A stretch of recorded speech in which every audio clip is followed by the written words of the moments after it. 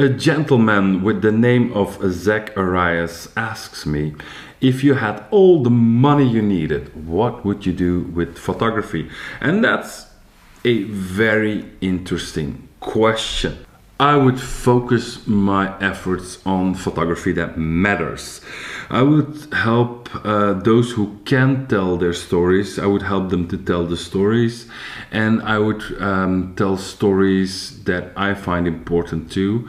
So my way of working would be very similar to how I shoot today, only with the luxury of not having to worry about time and money. I could go more in depth. I would do more things that I find important. For example, last year I did a vlog about a little project I did with my girlfriend when we went to a refugee center and shot portraits of these people.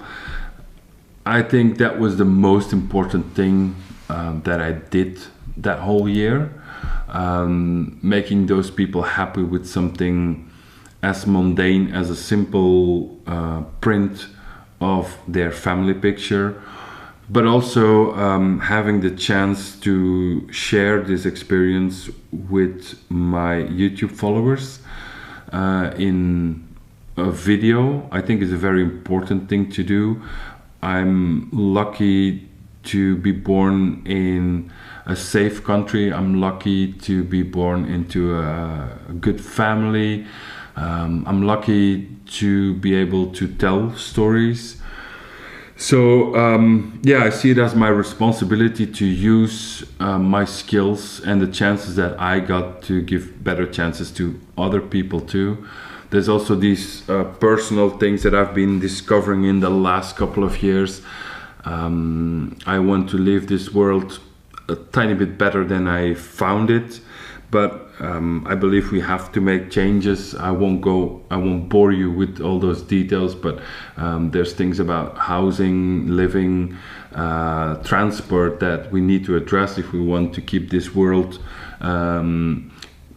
a good place to live for our children and grandchildren. So that would be the kind of things that I would focus on a lot more. I think it is actually a very good question. I'd be happy to take a grant from a rich person to let me do whatever I want, but the truth is it's probably not going to happen. But still, it makes me think about how I want to spend my personal projects, how I want to incorporate things that matter to me into my work, even though I am very busy to make a living and taking care of my kids. But yeah, thanks Zach, very interesting question. I'm also very curious to hear your answers, so please put them in the comments. It would be very interesting to read. So Bill asks me, you work more with natural light these days than strobe. Is that part of your documentary path? The reason why I use it less now has to do with technical evolutions. The cameras these days can go a lot higher in the ISO range than they used to. My first camera was a digital Rebel or a 300D Canon, which was decent up until 400, maybe 800 ISO. So there's several stops of usable light extra these days with what cameras can do. There's also an evolution in my own knowledge about natural light. I think these days I'm more experienced than I was back then, so it's easier to find natural light than it was back then. But the main thing is that because I became known to be the guy with the flashes, I evolved into a photographer's photographer without really realizing it. But at a certain point I realized, like, hey, I'm making pictures for photographers, because photographers know how hard it is to work with several lights on location, and for a while that made me very happy because I got the wows from the photography community while I was actually still starting out. But at a certain point I realized, like, I don't want to be a photographer.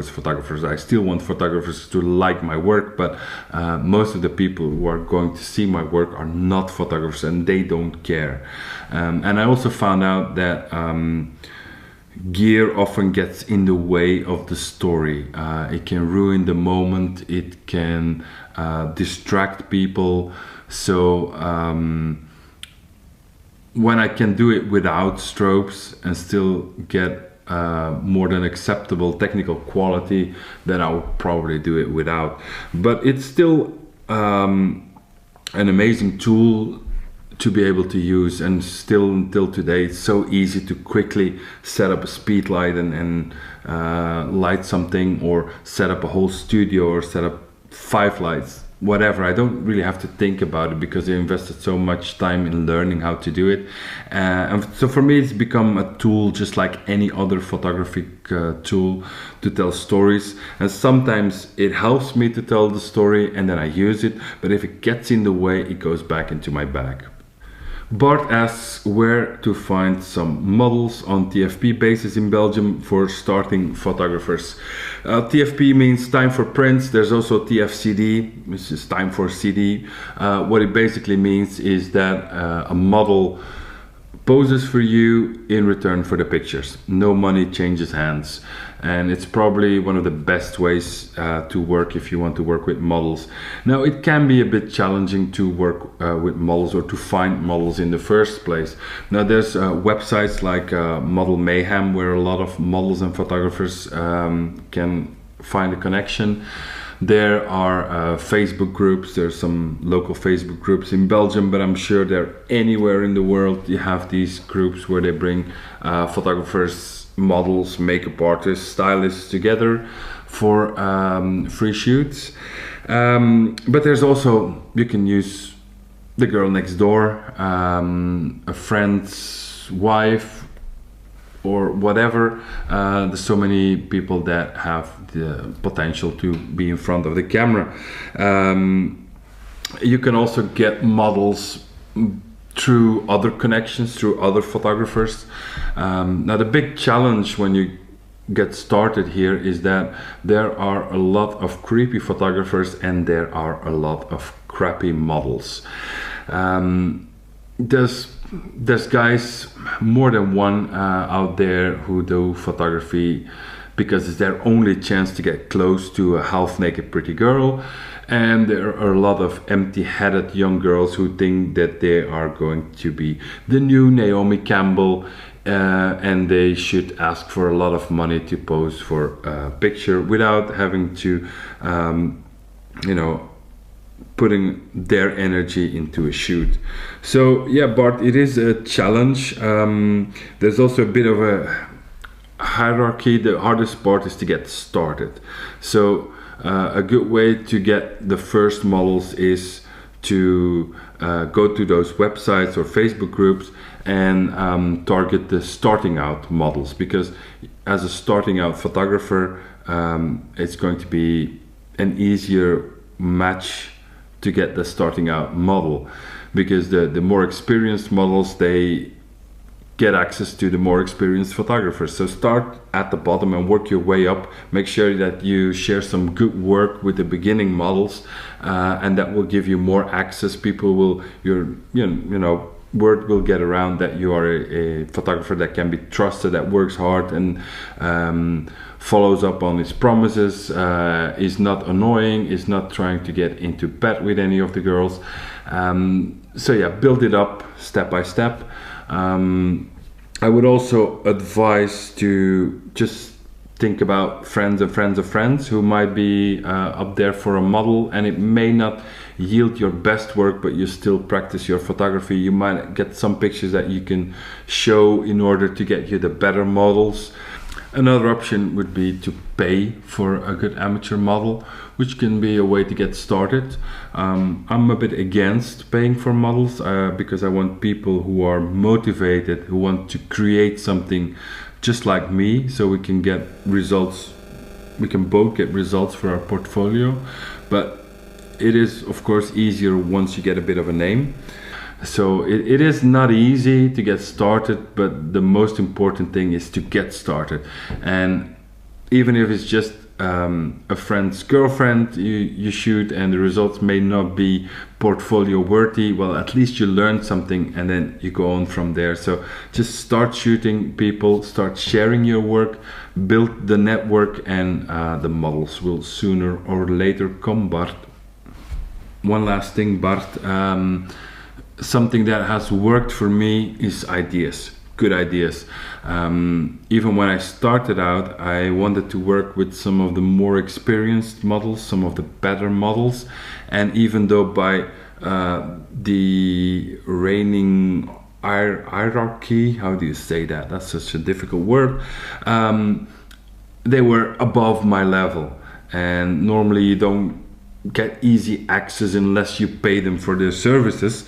But what helped me a lot is when I approached good models, but models that are interested in the creative part and to create something together, is to approach them with a good idea, with a good plan. Say, it's just send them an email like, hey, my name is Bert, I'm starting out as a model photographer with a little bit of experience, and I got this idea that I think you would be perfect for. Shortly, briefly explain your idea, and if it's a good idea, people might be intrigued enough to go for it. So you'll have to take some no's, but you just keep on trying and it will come. Good luck. Looking forward to see your model pictures, Bart. Last question from Glenn, and I'm not even going to try to pronounce your last name. I'm debating picking up a Fuji 23mm f2 lens, but I can see a need for the X100F as well. The interchangeable lens is sharper wide open, sharper all throughout, I guess, and it's also faster focusing than the lens in the X100 series camera. But on the other hand, there's some advantages of going for the X100 series. It comes with its own camera, which is very handy. It has the leaf shutter, it's completely silent, so it is hard to compare. I'd say if you are purely going for image quality, then and you already have an X series interchangeable lens body, then go for the interchangeable lens. It's not that expensive and it's a really good lens. On the other hand, if you want to go for the portability, for having a backup camera, then the X100F might be an option. Talking about the X100F, I have a pre-production sample that I can play with for some time. So I'm going to review it in the next video. See you next time.